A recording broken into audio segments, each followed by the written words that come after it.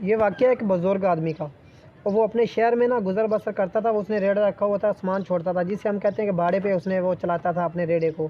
تو وہ نا ایک دن ایک ایسا ظالم ڈاکو آیا اور اس نے کہا کہ بابا جی مجھے نا آپ کا ریڑھا چاہیے اور میں نے سامان لے کر جانا ہے۔ بابا جی نے کہا کہ بیٹا میں لے چلتا ہوں سامان۔ تو اس نے کہا ٹھیک ہے۔ اس نے اپنا سامان وغیرہ لاد لیا جو بھی تھا اس کا، تو وہ بابا جی اس کے ساتھ چل پڑے۔ تو جب جو ہی وہ راستے میں گئے تو وہ بابا جی کو کہنے لگا کہ بابا جی ہم اس راستے سے نہیں جائیں گے، یہ راستہ بہت خراب ہے، ہم اس راستے سے جائیں گے۔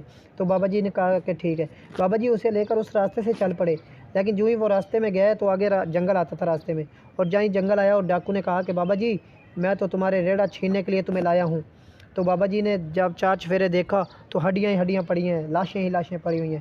تو بابا جی نے دیکھا کہ یہ اب میرا آخری وقت آ گیا ہے مجھے لگتا ہے۔ تو اس ڈاکو نے کہا کہ بابا جی اب مرنے کے لیے تیار ہو جاؤ، میں تمہارا یہ ریڑھا چھین کر لے جاؤں گا۔ تو بابا جی نے کہا کہ بیٹا لے جاؤ کوئی بات نہیں، لیکن اس ڈاکو نے کہا کہ تمہاری کوئی آخری خواہش، اس کے بعد میں تمہیں مار دوں گا۔ تو بابا جی نے کہا کہ بیٹا مجھے 2 رکعت نماز پڑھ لینے دو، اس کے بعد مجھے مار دینا۔ تو بابا جی نے کہا ٹھیک ہے۔ اس نے بابا جی نے نماز پڑھنا شروع کر دی، اور تمہیں پتہ ہے کہ جب ڈر کی کیفیت ہوتی ہے تو پھر انسان کو کیا یاد رہتا ہے؟ کچھ بھی یاد نہیں رہتا۔ جب ڈر ہوتا ہے نا پھر کچھ بھی یاد نہیں رہتا۔ تو بابا جی کے ذہن پر کوئی چیز نہیں آ رہی، بابا جی ایسے ہی نماز نیند کے کھڑے ہوئے ہیں۔ تو اچانک بابا جی کے لفظ ایک زبان پر آ گیا اور بابا جی نے وہی پڑھنا شروع کر دیا۔ بابا جی کی زبان پر یہ لفظ آیا کہ اجیب دعوت الداع اذا دعان، اجیب دعوت الداع اذا دعان۔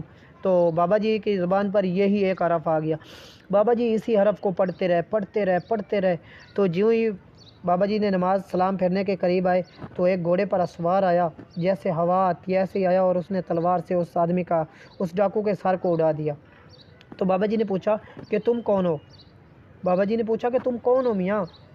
اور اس سوار نے کہا کہ میں وہی ایک لفظ ہوں بابا جی جو تم پڑھ رہے تھے ابھی، اجیب دعوت الداع اذا دعان۔ تو اس بات سے ثابت ہوتا ہے کہ اگر قرآن مجید کے ایک لفظ میں اتنی پاور ہے تو آپ سوچئے کہ پورے قرآن مجید میں کتنی پاور ہوگی۔ خدا کی قسم اگر ہم دل سے پڑھیں تو اتنی طاقت ہے اس قرآن مجید میں کہ ہم پوری دنیا کو خرید سکتے ہیں ایک ایک لفظ سے۔ تو ہم اگر پڑھیں گے تو پھر ہی ہمیں پتہ چلے گا نا کہ اس میں کتنی پاور ہے۔ جب ہم پڑھتے نہیں تو پھر ہمیں کیا پتہ کہ اس میں کتنی پاور ہے۔